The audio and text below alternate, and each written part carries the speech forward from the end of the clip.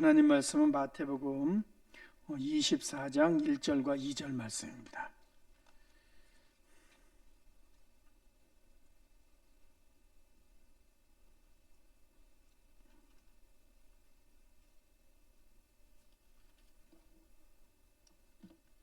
일 1절은 제가 읽고 2절은 같이 읽겠습니다.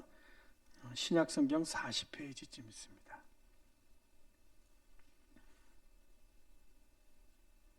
제가 1절 읽겠습니다. 예수께서 성전에서 나와서 가실 때 제자들이 성전 건물들을 가리켜 보이려고 나아오니 대답하여 이르시되 너희가 이 모든 것을 보지 못하느냐? 내가 진실로 너희에게 이르노니 돌 하나도 돌 위에 남지 않고 다 무너뜨려지리라. 아멘. 우리는 잘못된 종말론의 주장들이라는 제목으로 말씀을 나누겠습니다.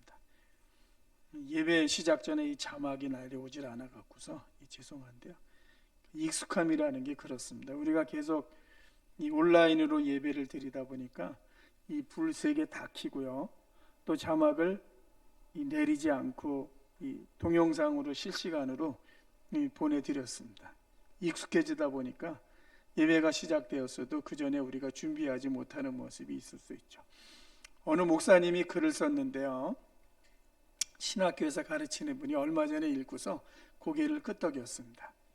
어느 분이 교회에 그날 아마 예배 설교 강사로 갔나 본데요. 교우분들이 어떻게 이 방향을 하고 있냐면 앉아있는 자세에서 15도를 이렇게 오른쪽으로 하면서 다 앉아있더랍니다. 그래서 왜 그런가 그랬더니 옛날에는 그 찬송 같은 것들을 계도를 만들어 갖고서 이렇게 보게 하질 않았습니까? 근데 예배를 여기서 드리니까 계도를 아마 저쪽에 놨든지 벽에다 붙여놨던 것 같습니다. 찬송 부를 때 모두가 다 15도 정도 이 오른쪽으로 이렇게 방향을 기울여야지 이 계도를 볼 수 있다 보니까 그날 예배를 드리는데도 다 자세가요 이렇게 앞에 보고 있는 것이 아니라 15도를 옆으로 하고 있더랍니다. 그러니까 익숙함이라고 하는 것이 어느 순간 습관이 되는 것을 보여주는 거죠. 우리도 또 여러 달 동안 온라인으로 드리다가 현장에서 예배를 드리니까 오늘 이 모습을 통해서 내 삶에 익숙함이 뭐가 있는가 하는 것을 한번 좀 생각해 보는 시간이 되면 좋지 않을까. 그래서 저도 찬송 부르면서도요, 나에게 지금 익숙해져 있는 것이 무엇인가 하는 것을 잠시 생각하면서 찬송을 불렀습니다. 이 수지에도 코로나 바이러스가 많이 생긴 교회가 생겼습니다. 그래서 죽전에 사시는 분들이 밖에 나가기도 참 어렵고 힘들었다는 이야기를 들었습니다. 그 교회에 얼마 전 설교를 한번 제목을 보니까 휴거를 준비하라 이런 제목이 있었습니다. 학자들은 휴거에 대해서 별로 그렇게 많이 이야기하지를 않습니다. 우리가 생각하는 것보다. 그래서 그 제목을 보고서 저는 이 교회의 흐름이 어떤가 하는 것에 대해서 대략 이해를 했습니다. 저 상주에 있는 어느 선교단체 센터에서 확진자가 많이 생겼습니다. 그리고 검사도 받지 않는다는 이야기를 하는데 그 선교단체의 센터 이름 앞에 BTJ라고 써 있습니다. 저는 그 이름이 잘못되었다고 생각을 합니다. Back to the Jerusalem이라고 하는 그 앞자를 가지고 온 겁니다. BTK로 해야 되는 겁니다. Back to the Kingdom입니다.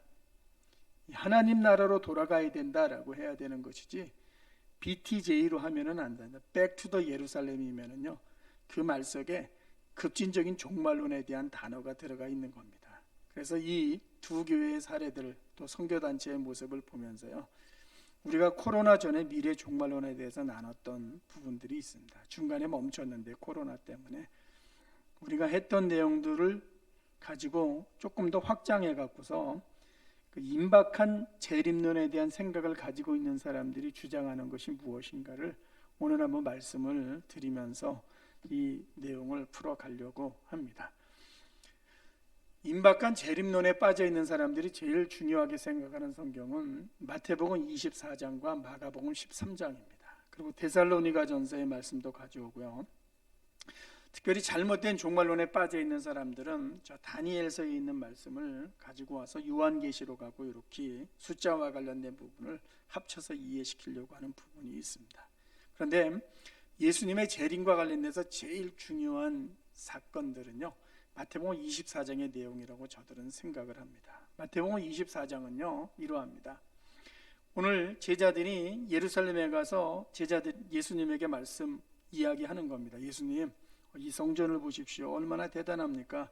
그 성전은 이스라엘 사람이 아닌 이두메 출신이었던 헤롯 왕가에서 짓기 시작을 했습니다. 주전약 20년경부터 시작해갖고서요, 주후 60년까지 한 80년 정도에 걸쳐서 지어지던 성전이니까 예수님 당시에도 지어지고 있었습니다. 제자들이 그 웅장함에 놀랐죠. 마치 스페인에 우리가 지어지고 있는 그 성당처럼요, 바로 그러한 의미였습니다. 화려함의 극치였고요, 너무나 멋진 성전이었습니다. 나라가 없었지만은요, 유대인들은요 성전이 지어지고 있다는 사실에 얼마나 큰 위로와 힘을 받았는지 모릅니다. 솔로몬의 성전은 길이가 그렇게 길지 않지만은요, 이 성전은 구역과 함께 너무나 멋지게 지어지고 있던 성전이었습니다. 예수님께서 말씀하셨습니다. 돌 위에 돌 하나도 남지 않고 무너질 것이라고 말씀을 하셨습니다. 제자들은 깜짝 놀랐겠죠. 그때가 주후 20년 후반이었습니다. 그리고 나서 AD 70년에 로마의 디도 장군이 군사를 이끌고 예루살렘에 들어와서 예루살렘을 점령하고 또 예루살렘 성전도 점령하고 성전에 있는 기구들을 약탈해서 로마로 가지고 갔습니다. 그래서 로마의 그 디도의 개선문이라고 하는 그 문에는요, 지금도 우리나라의 독립문 같은 형식을 취하고 있습니다. 파리의 개선문처럼 그 예루살렘의 성전 기구들을 약탈해가는 장면들이 부조되어 있을 정도로요, 이 로마인들에게는 어떠했는지 모르지만은 이스라엘 사람들은 큰 치욕으로 남아있는 사건이었습니다. 마태복음 24장은 주후 20년 후반에 예수께서 예언자가 되셔서 AD 70년에 있을 예루살렘의 멸망을 예언하신 말씀입니다. 오늘 읽었던 말씀이 바로 거기에 해당이 됩니다. 그런데 잘못된 종말론이나 급진적인 종말론에 빠져 있는 사람들은요, 이 성경 구절을요 독특하게 해석하는 틀을 가지고 있습니다. 그 부분을 먼저 말씀드리겠습니다. 첫 번째, 잘못된 종말론은 이 징조 본문을 어떻게 이해할 것인가 하는 겁니다. 이 징조 본문을 이야기할 때 이렇게 이해합니다. 첫 번째 성취가 있었고 두 번째 성취가 있을 것이라고 나누어서 이해를 합니다. 첫 번째 성취는 언젠가, 제가 지금 말씀드린 내용입니다. 예수님이 주 20년 후반에 제자들과 함께 예루살렘에 올라가셔서 성전 앞에서 예루살렘 성전의 멸망을 예언하신 이 사건, 그래서 그것이 주 70년에 로마의 디도 장군에 의해서 그 예루살렘이 정복당하고 성전이 정복당한 이 사건으로 마태복음 24장의 말씀은 1차적으로 이루어졌다라는 것을 가르칩니다. 저들이. 그럼 그 다음에 거기서 끝나버리면은요, 그 다음 미래가 없는 것처럼 보이죠. 그래서 이야기합니다. 그런데 이것은 첫 번째 성취고 두 번째 성취가 이루어지게 되는데, 두 번째 성취는 재림 전에 마태복음 24장의 이 징조가 다시 한번 일어나기 시작을 한다. 그때가 시작이 되면은 카운트다운이 시작되면서 이 징조와 함께 전 세계는 예수의 재림을 향한 시간표로 가게 될 것이다 라고 말을 하죠.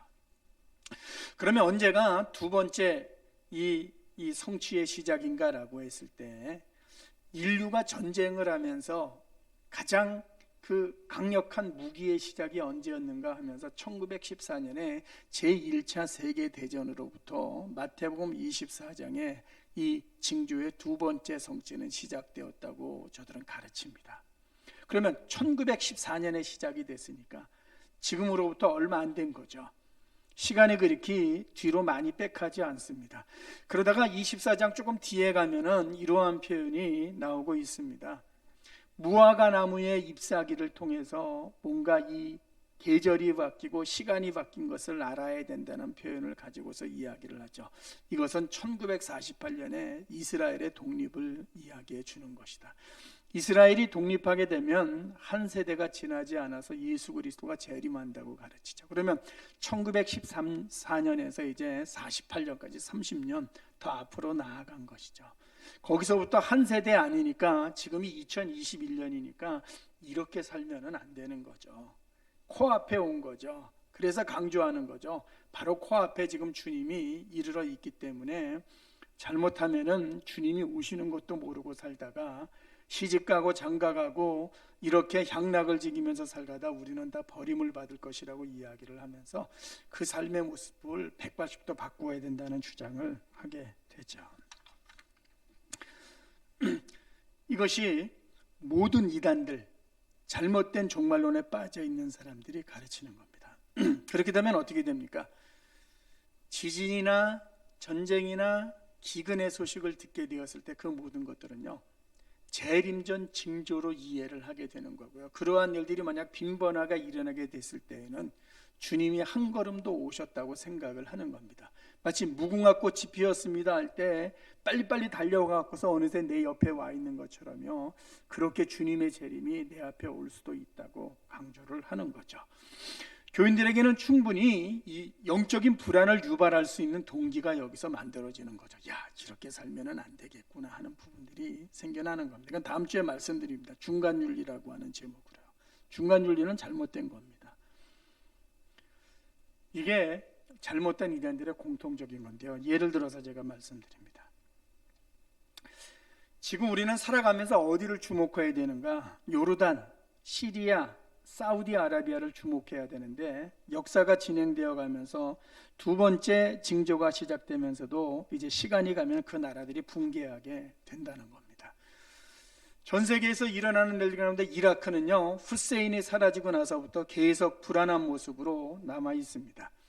그러면 그러한 나라들이 붕괴하게 되면 어떠한 일이 생겨날 건가? 석유값이 상승하게 되고요, 전 세계의 경제적인 어려움이 확대되죠. 그러면 전쟁이 일어나게 되면 확전이 될 것이고, 그 중동에서 일어난 멸망과 석유값의 상승과 그리고 경제적인 어려움의 확대는 제3차 세계대전으로 나아가게 된다는 거죠. 그래서 중동을 주시하던 눈길이 조금 더 지나가게 되면 저 유럽에 있는 유로존이 붕괴하게 될 것이고, 유로존이 붕괴하고 난 다음에 미국에서 폭동이 일어나게 될 것이고, 미국은 사회주의나 경찰 국가가 되고, 그러면서 주님이 오신다는 거죠. 그러면 생각해 보십시오. 잘못된 종말론에 매여 있는 사람들은 트럼프 대통령 말기에 의사당 난입한 사건을 단순한 데몬스트레이션으로 이해를 하겠습니까? 재림전 징조의 하나의 양상의 시작으로 이해를 하겠습니까? 이해하는 정도가 달라지는 거죠. 또 하나의 주장들 가운데 이런 게 있습니다. 유프라테스 강가, 그것도 이라크죠. 그쪽에서 3차 대전이 일어나게 되면서 역시 터키나 시리아나 이라크를 우리가 주목해야 된다고 말을 하죠.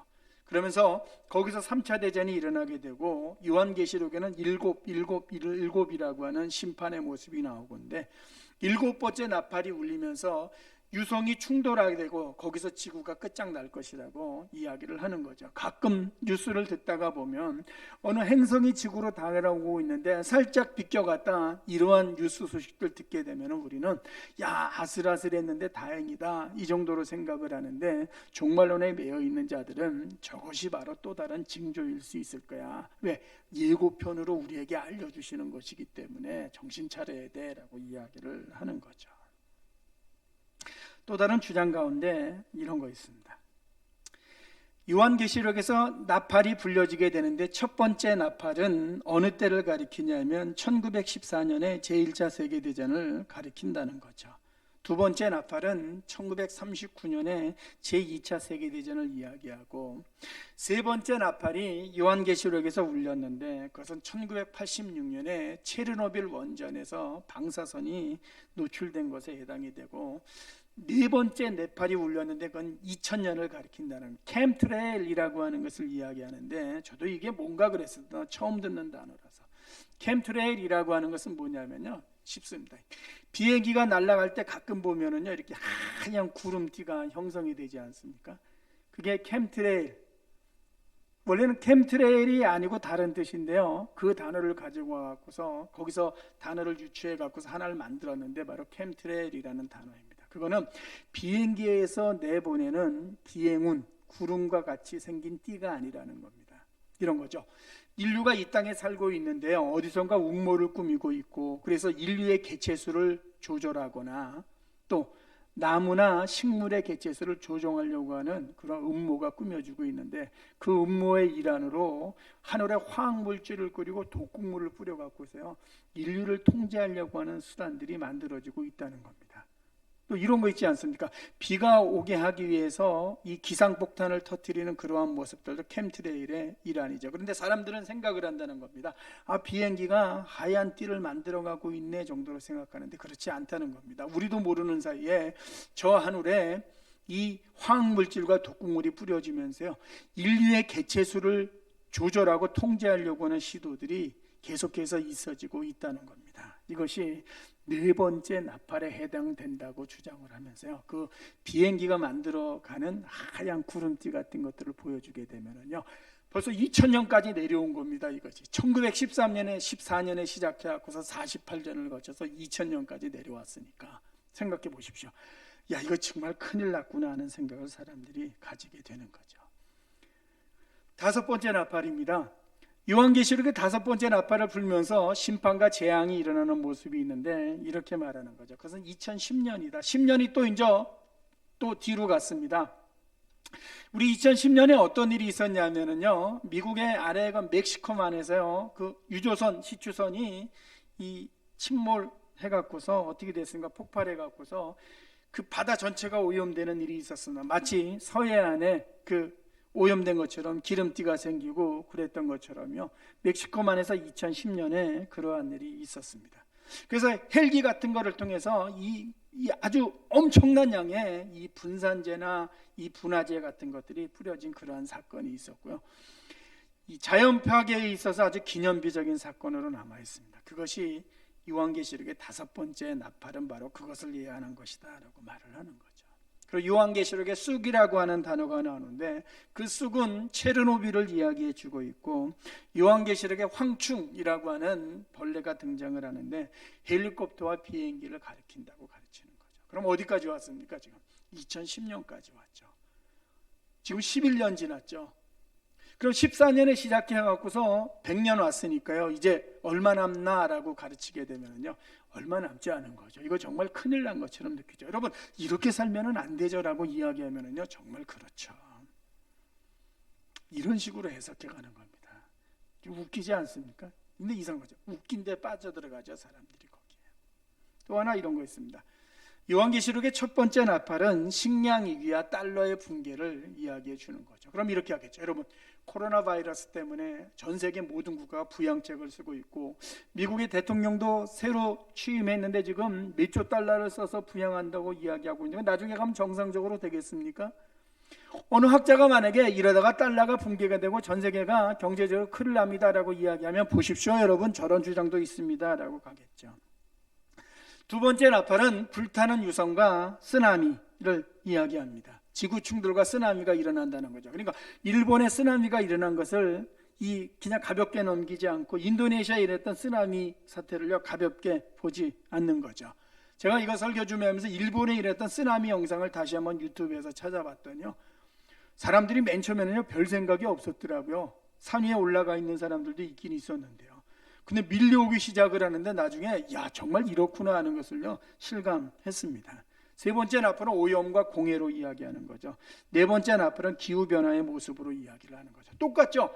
적용시켜보면은요, 우리 현실에서 일어나고 있는 일들이 요한계시록의 주후 90년경에 벌써 예언되어 있다고 하는 것을요, 거기서 찾아내는 거죠. 봐라, 여기에 이렇게 예언되어 있는데 우리가 지금 그대로 가고 있지 않느냐라고 말하는 거죠. 다섯 번째 나팔이 울리게 되면 외계인과 비슷한 마귀들이 침공한다는 거죠. 미국의 그 정보 그 기관 같은 데서 외계인의 존재에 대한 그러한 이야기들이 가끔 기사에 뜨지 않습니까? 요새는 이 사실적인 것이 문제가 되게 되지만 이 잘못된 정보를 퍼뜨리는 전염병이 문제가 된다고 하는데, 지금 말씀드렸던 이러한 내용들은요 유튜브에도 많고요 이 주장들 가운데 얼마나 많이 있는지 모릅니다. 일고의 가치도 없는 것들입니다. 쓰레기, 정보 쓰레기, 영적인 정보의 쓰레기들입니다. 영적인 정보의 쓰레기인데 누군가는요 여기에 완전히 그 세뇌당해 갖고서 그 삶의 모든 것들을 송두리째 버리는 경우가 생겨난다는 거죠. 송두리째 버리는 경우의 예가 뭡니까? 이겁니다. 중간 윤리가 돼버리면은요, 평생이 수험생 윤리가 돼버리는 겁니다. 우리 모두 80년을 살아가면서 평생 수험생으로 살면 되겠습니까? 그렇진 않습니다. 80년, 90년을 살아가는데요, 내 인생에 90년이 수험생 같은 삶이어서 나는, 그건 정상이 아닙니다. 여러분, 수험생은요 1년, 2년, 3년이어야 되는 거죠. 평생을 그렇게 살면 안 되는데요, 그러한 삶을 강조하다 보면 어떻게 됩니까? 삶의 리듬이 깨지고 정상적인 밸런스가 깨지게 돼요. 그 정상적인 밸런스가 깨지는 것을 정상이야 라고 이야기하는 것은요, 잘못된 가르침이죠. 교회도 그런 가르침을 가르치면 안 됩니다. 늘 그거 가르치면은요, 수십 년, 80년, 90년을 그렇게 살아고 가르치는 건데, 그건 잘못된 가르침입니다. 잘 보십시오. 우리의 삶이 날마다 수험생 윤리입니까? 그렇진 않습니다. 가치가 없는 거죠. 쓰레기 같은 것들이죠. 근데 이런 거로 사람들에게 잘못된 동기를 주려고 하는 그러한 시도들이 많습니다. 그러니까 아무짝에 쓸모없는 것들이니까 여러분, 미련을 갖지 마십시오. 그런 가르침을 들으면. 그 다음 두 번째입니다. 재림을 당기기 위해서 이러한 선교단체들이 많이 쓰는 거죠. 이런 말씀드렸죠. 야, 모든 민족이 복음을 들어야지, 그래야지 주님이 오신다고 그랬으니까 마태복음 24장에.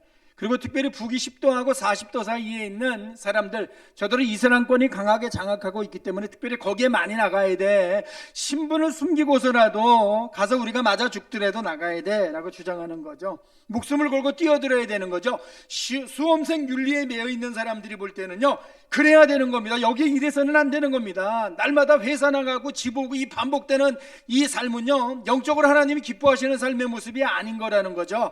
과감하게 여기서 삶의 결단을 하고 나가야 된다는 거죠. 그래서 모여갖고서 기도하는 겁니다. 그 기도의 자리가 뜨겁죠. 왜? 하나님, 저 10, 40창에 있는 사람들 아직도 복음도 듣지 못하고 내 마음이 뜨거워지는 거죠. 여기에 이래서는 안 된다고 생각을 하게 되는 거죠.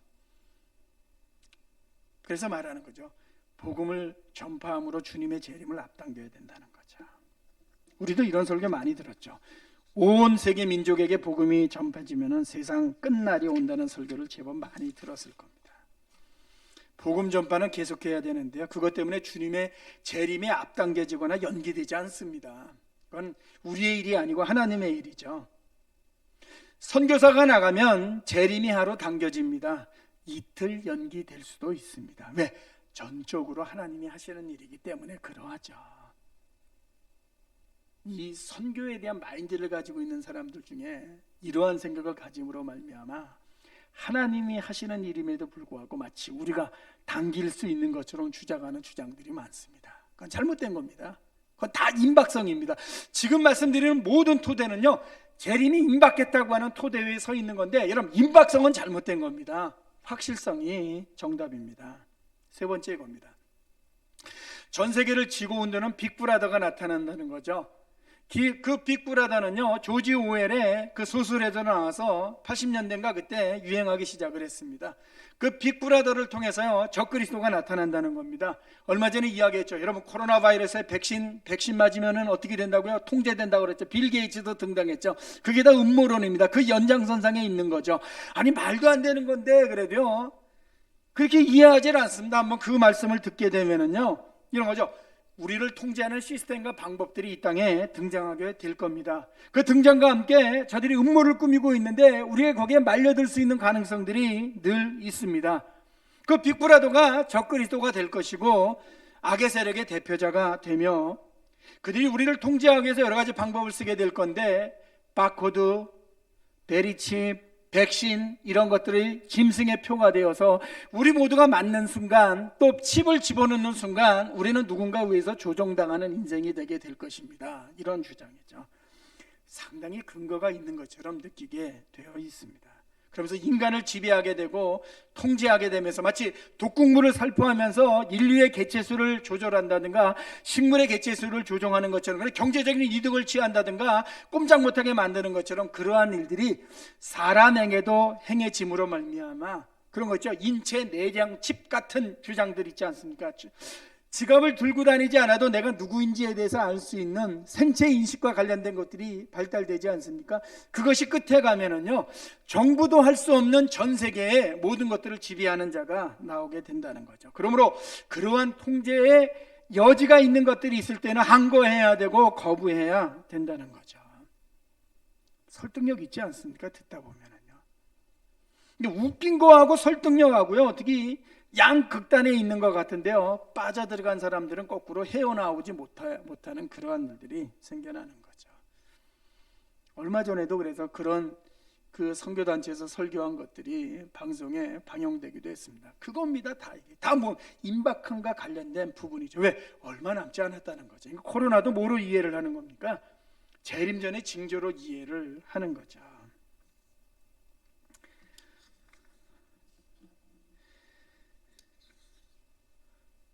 저도 종말론을 모를 때는요, 답답했었습니다. 종말론을 이게 뭔가 해갖고서 한번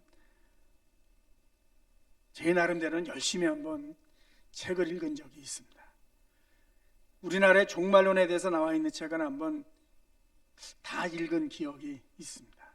알고 나서 보니까요, 참 많이 잘못되어 있었구나. 교회들 설교에서도 참 모르면서 가르쳤던 부분들이 너무나 많이 있구나 하면서 저도 반성을 많이 했었습니다. 그 가운데 우리나라에 제일 나쁜 영향을 미친 게 세대주의라는 종말론입니다. 지금 말씀드린 것도 그 토대 위에 서 있는 부분들이 부분적으로 있습니다. 70년대 80년대 이랬죠. 여러분 이유를 보십시오. 로마 제국의 영토 안에서 EU가 만들어지게 되는데 그것은 정치경제연합체죠. 법원과 국회와 중앙은행도 있고 대통령도 있습니다. 국가기능도 있죠. 그럼 뭡니까? 이렇게 이야기하는 거죠. 로마 제국의 영토 안에서 일어났었습니다. 그것이 1951년에 시작이 되었는데 로마 제국이 부활한 겁니다. 거기서 바로 적그리스도가 나옵니다. 그러면서 그때 강조한 건 이거였죠. EU에서 10개국이 만들어지는 순간 구약의 예언이 성취되는 것이고 다니엘에 거기서 바로 적그리스도가 나와서 인류를 통제하는 그러한 일들을 자행하게 될 겁니다. 순서는 이렇죠. 휴거가 일어나게 되고 10개국으로 이루어진 정치연합체가 결성이 되면서 한 지도자가 출현하게 되고 그 지도자가 이스라엘과 조약을 맺게 되는데 7년 언약을 맺는데 3년 반은 평화의 시대가 있고 3년 반은 조약을 깨뜨리고 박해의 시대가 있습니다. 이런 거 있죠. 7년 대환란 들어봤죠. 여기서 나오는 겁니다. 7년 대환란. 그건 종말론 중에서 거의 가치가 없는 것임에도 불구하고요, 거기에 매여 있는 사역자들이요, 이게 종말론입니다 하고 가르치는 경우가 얼마나 많은지 모릅니다. 그렇지 않습니다, 절대로. 그래서 그 적그리스도가 전 세계를 지배하게 되고요, 후 3년 반 동안 아주 무자비하게 박해를 자행하게 되면서 세계대전이 일어나고 마지막 전쟁이 일어나게 되면서 독재자가 종말을 보고 예수님이 재림하신다는 이러한 스토리로 성경을 풀어가는 겁니다. 저도 그런 설교 들으면요, 어린 마음에 정말 얼마 안 남았네 이런 마음 가지고 살았던 적도 있습니다. 왜? 종말론이 뭔지 모르니까, 누가 알려주질 않으니까 제대로. 이런 잘못된 동기나 불안감만 유발시켜서요, 야 그런가 보다 했던 시간들이 있는데요, 전혀 그렇지 않습니다. 네 번째 이겁니다. 역사의 끝날은 예루살렘에서 일어난다는 거죠. 빨리 하겠습니다. 자, 이스라엘의 회심이 제일 중요합니다. 그래서 Back to the Jerusalem, BTJ 운동을 해야 된다는 거죠. 급진적인 선교단체도 그러했고요, 몇 년 전에 우리나라의 아주 선도적인 교회도 그러한 일을 많이 했습니다. 젊은이들 가운데. 그때 젊은이들 가운데 저는 영적으로 부정적인 영향이 많았다고 생각을 합니다. 예루살렘 가는 겁니다. 집회하는 겁니다. 수천 명이 울면서 찬양하는 겁니다. 야 여기야말로 정말 주님의 재림이 이루어질 마지막 장소인데 라고 울면서 찬양하는 겁니다. 여러분 이스라엘의 저 영혼들을 위해서 기도하시다 그러면요, 뜨겁게 기도하는 겁니다. 지금 어떻게 됐습니까? 이 말씀에 선교사들 다 추방당했습니다. 다 신분이 노출돼 갖고서 추방당했죠. 미련하고 어리석은 행동이었죠. 종말론에 대한 무지였죠.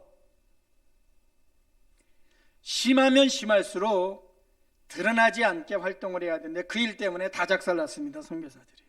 그리고 말하죠. 삼태제전의 끝도 예루살렘이고 최후의 전쟁터가 될 것이기 때문에 바로 거기다. 그게 BTJ입니다. Back to the 예루살렘입니다. Back to the 예루살렘 하면 아닙니다. Back to the kingdom 해야 되는 겁니다. 하나님 나라로 돌아가는 운동을 해야 되는 것이지. 여러분 Back to the 서울 하면은요, 이 서울이 마지막 재림의 중심지가 되어버리는 것과 똑같죠. 그리고 2000년대인가 90년대인가 이런 일이 있었죠. 한국에서.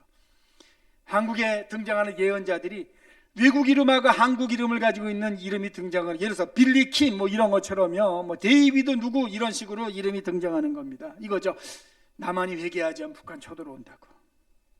전쟁과 회개를 연결시켜 갖고서 회개합시다 여러분, 이런 것들 많이 있었습니다. 좋은 거죠. 좋지 않은 겁니다. 왜? 잘못된 동기에서 시작된 것이죠. 쓸데없는 선동적인 주장이죠. 그런데 영적으로 미혹되는 경우가 거기에도 사실은 많이 있었습니다. 이런 경우들. 난 전혀 들어보지 못했는데 조금만 살펴보시면요, 그런데 미혹된 사람들이 꽤 많습니다. 마지막입니다. 5번째, 이러한 자들은요 소종파 모임을 강조하죠. 소종파 모임은 폐쇄적이죠. 통제를 핍박으로 여기죠. 영적인 저항을 종말 백성의 행동으로 여기죠. 그래서 오픈되지 않죠. 검사 받으십시오. 받지 않죠. 왜? 통제를 핍박으로 여기기 때문에 그러하죠. 그러다 문제가 생기면 아류가 생기죠. 또 다른 종말 집단으로 분열하죠. 우리나라는요, 귀신론과 잘못된 종말론이요, 한번 깨지게 되면요, 거기서 아류가 생겨져 갖고서 계속해서 나가는 그러한 흐름들로 이단들이 형성되어지고 있습니다. 그러면서 시간이 가면 역사 속으로 사라지게 되죠. 역사 속으로 사라지는 것은 좋은데요, 빠졌던 사람들이 문제죠. 왜? 일상으로 돌아오지를 못하죠. 이게 잘못된 종말론의 구체적인 흐름입니다. 결론입니다. 미래 종말론의 핵심은요, 언제인가가 아닙니다. 절대로 지금 예수를 믿는가 하는 겁니다. 신자에게는요, 주님의 재림이 언제이든지 상관이 없습니다. 우리는 이미 하나님 나라의 백성으로 인치심을 받은 사람이라고 성경이 말씀하죠. 성경은 현재 구원에 집중하죠. 왜? 그래야지 미래 구원도 가능하기 때문에 그러하죠. 그래서 우리는 이 땅에서 하나님 나라가 이루어지도록, 그리고 천상의 삶이 무엇인가에 대해서 말씀을 읽으면서 늘 고민하는 사람들이죠. 그러므로 우리에게는요, 재림의 임박성이 중요한 것이 아니죠. 임박성에 대한 설교가 조금이라도 들어가 있으면요, 그건 제대로 된 설교가 아닙니다. 맞습니다, 여러분. 이게 정답입니다. 확실성에 대한 설교가 있어야 되는 겁니다. 확실성, 그겁니다. 그게 미래 종말론의 제일 중요한 핵심입니다. 그래서 제가요, 부목사 되고 나서요, 이런 후회를 했습니다. 내가 30대 중반이 될 때까지 왜 누구도 임박성에 대해서만 가르쳤지 왜 나에게 확실성에 대해서 한 번이라도 제대로 가르쳐준 사람이 없는가 하는 것에 대해서요, 통탄하면서 목사가 되면서 반성했던 적이 있습니다. 꼭 기억하십시오. 임박성 잘못된 교리입니다. 이단입니다. 그거는요, 확실성입니다. 우리 모두 이러한 전염병의 때에는요, 지금 말씀드렸던 이러한 흐름들이 뉴스를 들어보면요, 꼭 한두 가지씩은 이러한 부분이구나 할 수 있습니다. 흔들리지 않고 우리가 가지고 있는, 알고 있는 제대로 된 신앙의 토대를 확인하는 그러한 기회가 되었으면 좋겠습니다. 흔들림 없는 모습으로 살아가는 우리 모두가 되기를 예수님 이름으로 축원합니다. 기도하겠습니다. 뉴스 틀고 방송 듣고 유튜브 같은 거 틀면은 하나님, 임박한 재림론에 대한 주장들이 얼마나 많은지 모릅니다. 여기 믿음의 사람들 함께 해주셔서 오늘 왜곡되고 잘못된 종말론의 흐름이 무엇인가를 우리가 다시 한번 예를 들어서 나누었습니다. 주님 함께 해주셔서 흔들리지 않게 하시고, 어떨 땐 내 삶이 왜 이렇게 밋밋하지, 이것이 정상인 것을 꼭 알게 해주시기를 원합니다. 그래서 우리 모두가 제대로 된 신앙의 틀 속에서 이 어려움의 시간들을 잘 지나갈 수 있도록 주님께서 함께하여 주시옵소서. 예수님 이름으로 기도하옵나이다. 아멘. 찬송가 191장 함께 부르겠습니다.